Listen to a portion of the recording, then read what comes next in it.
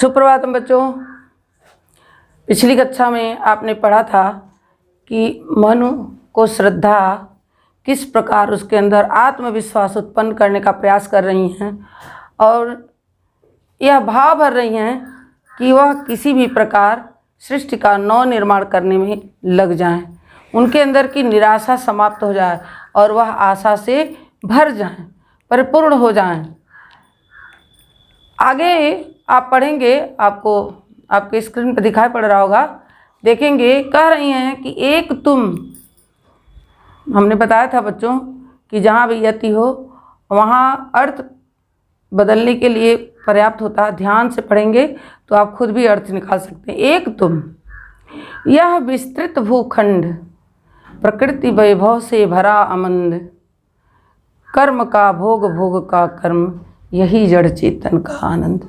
बहुत ही सुंदर पंक्तियां हैं।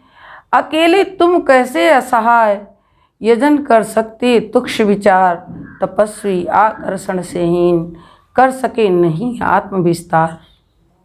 समर्पण लो सेवा का सार, सजल संस्कृति का यह पतवार, आज से यह जीवन उत्सर्ग, इसी पद तल में विगत विकार। देखेंगे, कह रही हैं कि एक तुम, यह विस्तृत भूखंड, यह फैला, इतना बड़ा विस्तृत फैला हुआ भूखंड, पृथ्वी का इतना बड़ा फैला हुआ ये भूखंड है और तुम अकेले। एक तुम, इतने में तुम अकेले हो। प्रकृति वैभव से भरा मन, और सारी सृष्टि प्रकृति के आनंद से भरी हुई है। प्रकृति के वैभव, हर प्रकार की जो संपदा प्रकृति की दी हुई होती है उससे भरा हुआ है। कर्म का भोग भोग का कर्म, यही जड़ चेतन का आनंद। कह रही हैं कि कर्म का भोग और भोग का कर्म, मनुष्य जो कर्म करता है, अच्छा बुरा, सदकर्म दुष्कर्म, उसी का वह भोग भी करता है। हम अच्छे कर्म करेंगे, अच्छा भोग करेंगे, नहीं अच्छे कर्म करेंगे, नहीं अच्छा कर्म भोगेंगे। यही जड़ चेतन का आनंद, यही जड़ और चेतन का आनंद है, सुख है। चाहे जड़ हो अथवा चेतन, जीव हो अथवा निर्जीव, सबका यही मूल रहस्य है। इसे भी आप रेखांकित करेंगे। कर्म का भोग भोग का कर्म, यही जड़ चेतन का आनंद। अवश्य लगा लेंगे। एक तुम, यह विस्तृत भूखंड प्रकृति वैभव से भरा आनंद, कर्म का भोग भोग का कर्म, यही जड़। बहुत अच्छी बात कहा कि मनुष्य जिस प्रकार का कर्म करता है, अपने कर्म का ही वो भोग भोगता है। जितना अच्छा कर्म करेंगे हमको उतने ही भोग भी अच्छे मिलेंगे, हमको सुख मिलेगा, आनंद मिलेगा। अकेले तुम कैसे असहाय, यजन कर सकते तुच्छ विचार। कह रही हैं कि तुम असहाय, असहाय, जिसका कोई सहायक न हो, तुम अकेले असहाय, कैसे भला यजन कर सकते तुच्छ विचार। अपने तुच्छ विचारों को यजन करना माने यज्ञ में आहुति दे देना, कैसे कर सकते हो। तपस्वी आकर्षण से हीन, कर सके नहीं आत्मविस्तार। तपस्वी किसके लिए आया? मनु के लिए। किसके लिए आया हुआ है? मनु के लिए। ध्यान देंगे, तपस्वी, यह जो शब्द है मनु के लिए आया। तपस्वी आकर्षण से हीन, कर सके नहीं आत्मविस्तार। अरे तपस्वी, तुम आकर्षण से हीन हो और कर सके नहीं आत्मविस्तार। इसी कारण तुम अपनी आत्मा का विस्तार नहीं कर पा रहे हो, अपनी आत्मा का विस्तार नहीं कर पा रहे हो। तुम सोच नहीं पा रहे हो, तुम ये नहीं समझ पा रहे हो मुझे क्या करना, किंग कर्तव्य विमूढ़ हो गए हो। समर्पण लो सेवा का सार, सजल संस्कृति का यह पतवार, आज से यह जीवन उत्सर्ग, इसी पद तल में विगत विकार।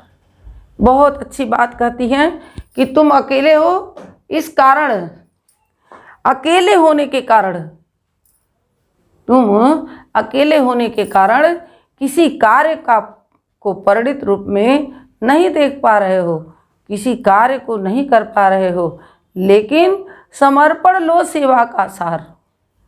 मेरी सेवा का समर्पण स्वीकार करो। सजल संस्कृत का यह पतवार, सजल संस्कृत जल युक्त यह जो संसार का एक पतवार है, जैसे जल में नौका को चलाने के लिए पतवार की आवश्यकता होती है, नाविक बिना पतवार के अपने नौका को आगे नहीं बढ़ा सकता, उसी प्रकार से यह सजल संस्कृत का यह एक पतवार है।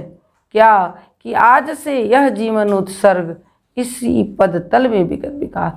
मेरा अपना यह जो जीवन है इसी पद तल में, अर्थात आपके लिए विकार रहित होकर उत्सर्ग हो रहा है, आपके लिए समर्पित हो रहा है, आपके लिए आपके कार्य में सहायता करने के लिए निरंतर तत्पर हो रहा है।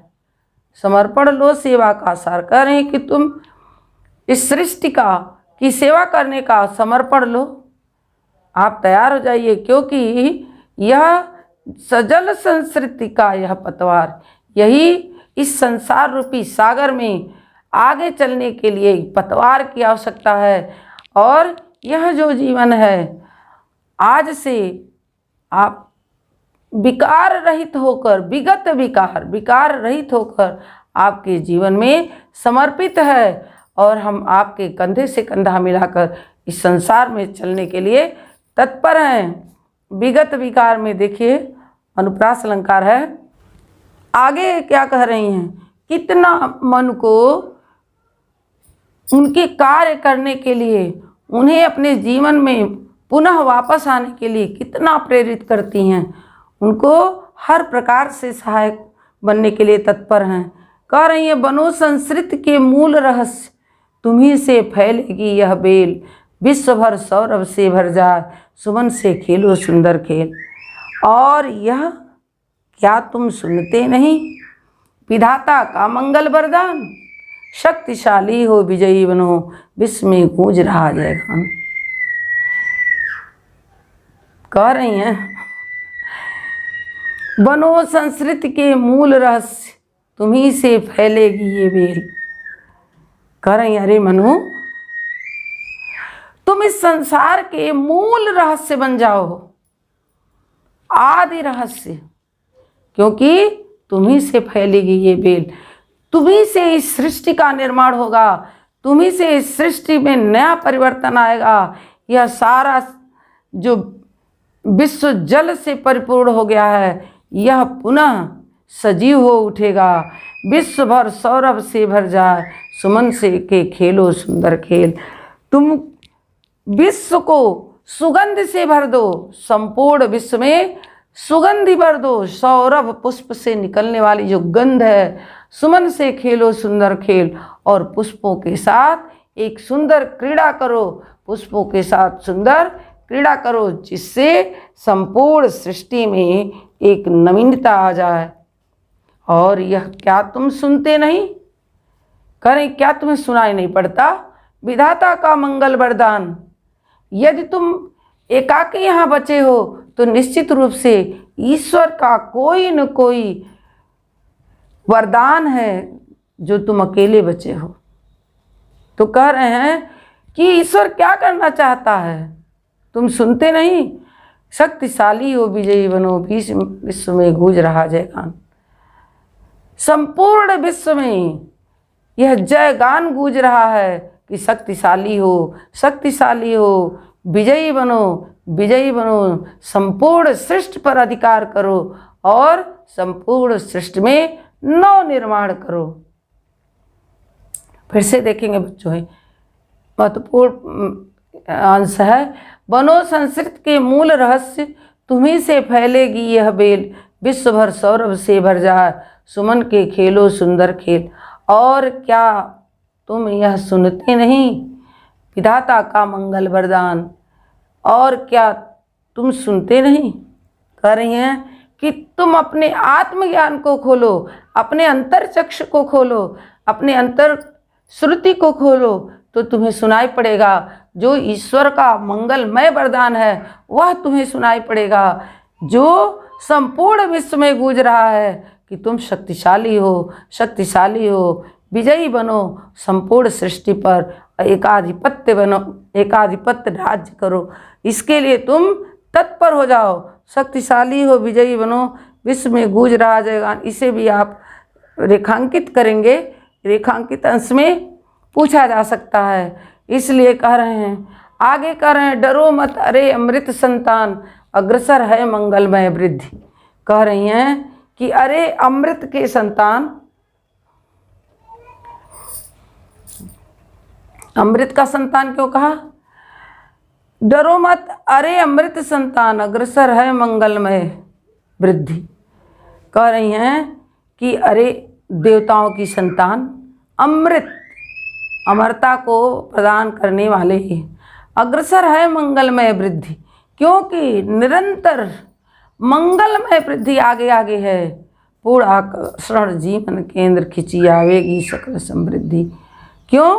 क्योंकि तुम्हारा जो जीवन का केंद्र है आकर्षण से भरा हुआ है, जिससे संपूर्ण समृद्धियाँ, आठों सिद्धियाँ, 9 निधियाँ स्वयं तुम्हारे पास खिंची आएंगी। तुम्हारे अंदर जब एक आशा का दीप जल जाएगा, तुम्हारे अंदर एक आशा की चिंगारी फूटेगी, तो सारे कार्य ईश्वर के द्वारा स्वयं होते रहेंगे। विधाता की कल्याणी सृष्टि सफल हो इस भूतल पर पूर्ण, पटे सागर बिखरे ग्रहपुंज और ज्वालामुखियाँ हो चूर्ण। विधाता की कल्याणी सृष्टि सफल हो इस भूतल पर पूर्ण। कह रही है, अरे मनु, यह जो विधाता के द्वारा बनाई गई कल्याणकारी सृष्टि है, सफल हो इस भूतल पर पूर्ण, भूतल इस पृथ्वी पर पूर्ण रूप से सफल हो, इसका प्रयास करो, इसकी कामना करो। पटे सागर, सारे सागर पृथ्वी का रूप धारण करें। बिखरे ग्रहपुंज, जो ग्रहपुंज एक में समाहित हो गए हैं वह संपूर्ण आकाश मंडल में फैल जाएं, और ज्वालामुखियाँ हों चूर्ण, जो ज्वालामुखी हैं वह चूड़ चूड़ हो जाएं, जिससे क्या हो, दृश्य सदर्प कुचलती रहे खड़ी सानंद, आज से मानवता की कीर्ति अनिल भू जल में रहे न बंद। कह रही हैं कि यह जो विधाता स्वयं ईश्वर, सृष्टि के देवता ब्रह्मा को भी विधाता कहते हैं, तो कह रही है विधाता की कल्याणी सृष्टि सफल हो इस भूतल पर, इस पृथ्वी पर सफल हो। पटे सागर, बिखरे ग्रहपुंज, सागर पृथ्वी का रूप धारण करें। पटे, पटने का अर्थ है उस पर मानवता को बिखेरने के लिए, मानवता को स्थापित करने के लिए स्थान बन जाएं। बिखरे ग्रहपुंज, जो ग्रह हैं वो पूरे आकाशमंडल में फैल जाएं, और ज्वालामुखियाँ हों चूर्ण, जो ज्वालामुखी हो वो चूर्ण हो जाएं। उन्हें चिंगारी सदृश सदर्प कुचलती रहे खड़ी सानंद, आज से मानवता की कीर्ति अनिल भू जल में रहे न बंद। हे मनु, ज्वालामुखियों से निकली हुई जो चिंगारी है, उन्हें चिंगारी सदृश सदर्प, चिंगारी के समान सदर्प, दर्प सहित कुचलती रहे खड़ी सानंद, आनंद पूर्वक खड़ी होकर उसे कुचलती रहे, उसे नष्ट करती रहे। आज से मानवता की कीर्ति अनिल भू जल, अनिल वायु, भू पृथ्वी और जल कहीं भी बंद न रहे, चारों तरफ इसकी कीर्ति फैलती रहे, इसकी जो कीर्त रूपी बेल है वो फैलती रहे। यही आज से हमें प्रयास करना चाहिए। जलधि के फूटे कितने उत्स, दीप कच्छप डूबे उतराय, किंतु वह खड़ी रहे दृढ़ मूर्ति, अभ्युदय का कर रही उपाय। शक्ति के विद्युत कण जो व्यस्त, विकल बिखरे हैं हो निरुपाय, समन्वय उसका करे समस्त, विजयनी मानवता हो जाए। बहुत ही सुंदर शब्दों में प्रसाद जी ने अपनी बात को किसके माध्यम से कह डाला है। कह रहे जलद के फूटे कितने उत्स, उत्स माने सोता, स्रोत। जलद के फूटे कितने उत्स, जलद का अर्थ है सागर, जलद का अर्थ है सागर के कितने ही स्रोत अलग अलग भागों में फैल जाएं। द्वीप कच्छप डूबे उपरांत, द्वीप जो अनेक द्वीप हैं वे क्या हों, कच्छप माने कछुआ की तरह डूबे उतरा है, ऊपर जाएं नीचे जाएं, अर्थात परिवर्तन ही परिवर्तन हो जाए, किंतु वह खड़ी रहे दृढ़ मूर्ति, अभ्युदय का कर रही उपाय। किंतु वह दृढ़ मूर्ति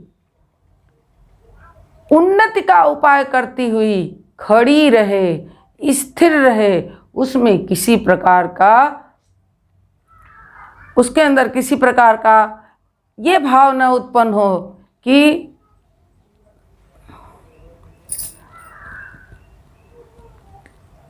कह रहे हैं जयशंकर प्रसाद जी कि जलद के फूटे कितने उत्स, दीप कच्छप डूबे उतरा, किंतु वह खड़ी रहे दृढ़ मूर्ति, अभ्युदय का कर रहे, उन्नति का उपाय करती हुई, इस सृष्टि की उन्नति का उपाय करती हुई दृढ़ मूर्ति खड़ी रहे, वह अविचल खड़ी रहे, उसके अंदर थोड़ा भी निराशा न आए, थोड़ी भी घबराहट न हो।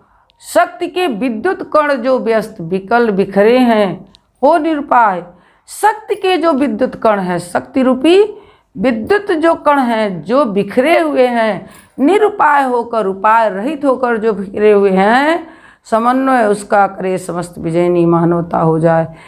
उन सबका समन्वय करें, सबका एकत्रीकरण कर लें, जिससे मानवता संपूर्ण सृष्टि पर विजयी हो जाए। मानवता ही संपूर्ण सृष्टि पर अपना विजय का जो पताका है, विजय के का जो घोष है वह फैलाए। यह श्रद्धा के द्वारा मन को समझाया गया है। इसमें जयशंकर प्रसाद जी ने श्रद्धा को एक माध्यम बनाया है और उस माध्यम के द्वारा यह संपूर्ण सृष्टि में सबको यह बताने का प्रयास किया है, समझाने का प्रयास किया है कि मनुष्य को निरंतर आगे बढ़ने के लिए, मनुष्य को निरंतर इस सृष्टि का कल्याण करने के लिए कर्म करना चाहिए। कभी निराशा की भावना नहीं आनी चाहिए, तभी उसका कल्याण होगा और तभी विश्व का कल्याण होगा और तभी समस्त सृष्टि का कल्याण होगा। बच्चों, आप इसके पश्चात प्रश्न उत्तर और उससे संबंधित जो और व्याकरण से संबंधित जो प्रश्न हैं वो आपको अगली कक्षा में बताए जाएंगे। तो आज इतना ही। यहाँ जहाँ भी आपको किसी प्रकार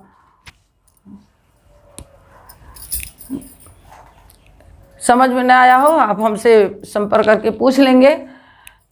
प्रश्न के उत्तर आप स्वयं लिखेंगे, प्रश्न हम आपको बताएंगे, प्रश्न से संबंधित जो पंक्तियाँ हैं वो भी बताएंगे। धन्यवाद बच्चों।